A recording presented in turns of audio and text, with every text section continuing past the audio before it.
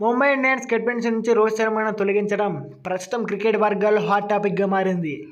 రోహిత్ని captaincy నుంచి తప్పించి హార్దిక్ పాండ్యాకు ఆ బాధ్యతలను అప్పగించడాన్ని చాలామంది వ్యతిరేకిస్తున్నారు. ఈ క్రమంలో ఓ క్రీడా ఛానల్కు ఇచ్చిన ఇంటర్వ్యూలో మాట్లాడిన టీమిండియా దిగ్గజ క్రికెటర్ సునీల్ గవాస్కర్ ఈ అంశంపై స్పందించాడు. ఈ క్రమంలో ముంబై కెప్టెన్సీ మార్పుపై ఆయన కీలక వ్యాఖ్యలు చేశాడు. ముంబై ఇండియన్స్ మేనేజ్మెంట్ తీసుకున్న నిర్ణయం సరైందని చెప్పుకొచ్చాడు. జట్టు ప్రయోజనాల కోసమే ఈ నిర్ణయం తీసుకున్నారని అభిప్రాయపడ్డాడు. ఇటీవల ఐపీఎల్లో రోహిత్ శర్మ రాణించలేకపోయాడని, బహుశా నిరంతరం క్రికెట్ ఆడడం వల్ల కొంచెం అలసిపోయి ఉండవచ్చని అన్నాడు.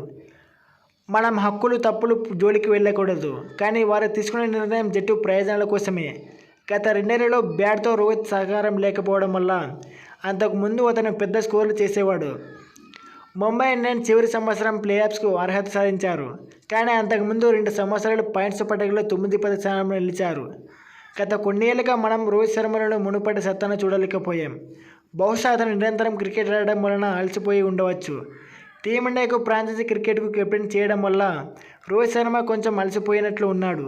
యువ కెప్టెన్గా హార్దిక్ పాండ్యా మంచి ఫలితాలు సాధించాడని దృష్టిలో ఉంచుకొని వారు ఈ నిర్ణయం తీసుకున్నట్లు నేను భావిస్తున్నాను. హార్దిక్ గుజరాత్ను 2 సార్లు ఫైనల్కు తీసుకెళ్లాడు. 2022లో ట్రోఫీ కూడా గెలిపించాడు. వీటన్నింటినీ పరిగణలోకి తీసుకుని వారు హార్దిక్ను కెప్టెన్గా చేశారని నేను భావిస్తున్నాను అని సునీల్ గవాస్కర్ చెప్పాడు. కాగా రోహిత్ శర్మ 2013, 2015, 2017, 2019, 2020లో 5 సార్లు ముంబై ఇండియన్స్ను రోహిత్ శర్మ ఐపీఎల్ ఛాంపియన్గా నిలబెట్టాడు.